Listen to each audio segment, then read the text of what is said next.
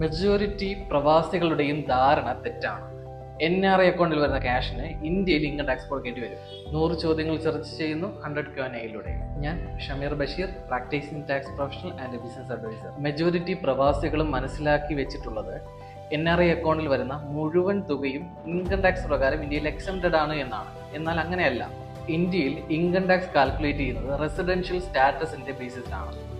Employment പർപ്പസിന് ഒരു വ്യക്തി ഇന്ത്യക്ക് പുറമെ പോവുകയും 182 ഡേയ്സിന് മുകളിൽ ഇന്ത്യക്ക് പുറത്തായിരിക്കുകയും ചെയ്തു കഴിഞ്ഞാൽ അയാൾ നോൺ റെസിഡന്റ് ആയി കരുതപ്പെടും. എന്നാൽ 182 ഡേയ്സ് ഓർ മോർ ഇന്ത്യയിലാണ് എങ്കിൽ അയാൾ ഇന്ത്യൻ റെസിഡന്റ് ആയി കരുതപ്പെടും. ഇന്ത്യയിൽ റെസിഡൻഷ്യൽ സ്റ്റാറ്റസ് ഉള്ള ഒരു വ്യക്തി ലോകത്തെവിടെയും സമ്പാദിക്കുന്ന വരുമാനത്തിന് ഇന്ത്യയിൽ ടാക്സ് കൊടുക്കേണ്ടി വരും. നിങ്ങളുടെ വിദേശ വരുമാനം ഇന്ത്യയിൽ ടാക്സ് ചെയ്യപ്പെടേണ്ട എങ്കിൽ NRI സ്റ്റാറ്റസ് മെയിൻറ്റെയിൻ ചെയ്യുക. പ്രവാസ ജീവിതം അവസാനിപ്പിച്ച് ഇന്ത്യയിലേക്ക് മടങ്ങി വരുന്നവർ പ്രത്യേകിച്ച് ഇതുകൂടി ശ്രദ്ധിച്ചിരിക്കണം. മടങ്ങി വരുന്ന വർഷം അയാൾ ഇന്ത്യയിൽ റെസിഡന്റ് ആവുകയാണെങ്കിൽ അയാൾ കൊണ്ടുവരുന്ന മുഴുവൻ തുകയ്ക്കും ടാക്സ് കൊടുക്കേണ്ടി വരും. കൂടുതൽ വീഡിയോകൾക്കായി പേജ് ഒന്ന് ഫോളോ ചെയ്യുക.